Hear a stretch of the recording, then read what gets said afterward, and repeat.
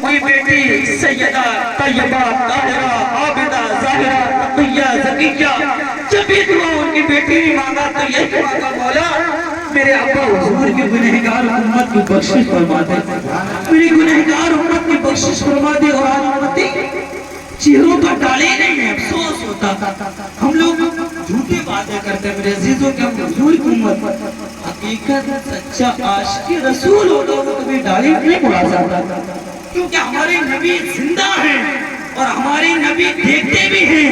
جب ہمارا تکلیف کٹاتے ہوں گے تو کتنی تکلیف ہوتی ہے اس رسول کو۔ اللہ نے قرآن میں ارشاد فرمایا حضرت وَمَا أَصَابَكُم مِّن مُّصِيبَةٍ فَبِمَا كَسَبَتْ أَيْدِيكُمْ وَيَعْفُو عَن كَثِيرٍ۔ ہم پر اور آپ پر جو بھی تکلیف پہنچتی ہے وہ ہمارے گناہوں کا سبب ہے، ہمارے گناہوں کا صلہ ہے۔ آج ہماری قوم مسلم یہی کہتے نظر آتی کہ آئے پریشانی، کبھی آپ نے توجہ کی؟ اور سب سے بڑی ذمہ داری شوہر کی یہ بنتی ہے کہ اگر شوہر اپنی بیوی کو خرچے کے لیے پیسے دیتا ہے تو شوہر اپنی بیوی سے یہ بھی سوال کر سکتا کہ بیوی آج تم نے کتنے ٹائم کی نماز ادا کی؟ یہ حق بنتا ہے، یہ فقر ہوگی۔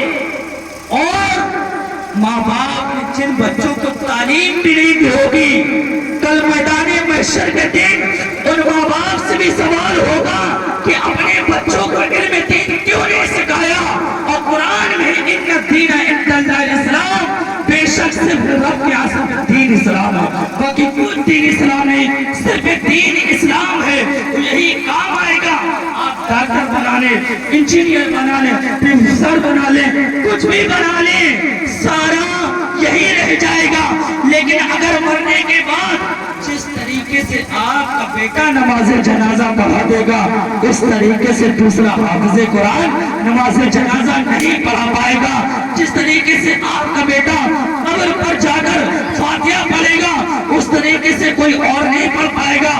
ارے جب بسم اللہ کی برکت سے اللہ نے ایک شرابی نوجوان کے گناہوں کو معاف کر دیا، اللہ نے اس کی قبر پر نور کی بارش نازل کر دی، اور جس کے بیٹے کے سینے پر پورا قرآن محفوظ ہوگا تو اس کا عالم کیا ہوگا؟ اے قول محمد قول خدا، فرمان نہ بدلے گا اور بدلے کا زمانہ لاکھ مگر قرآن نہ بدلے گا، بدلے کا زمانہ لاکھ مگر قرآن نہ بدلے گا۔ میرے عزیزوں بہت کم وقت میں بس یہی میرا پیغام، یہی میرا میسج کہ توبہ کر لیجئے، چلتے پھرتے معمول بنائیے، توبہ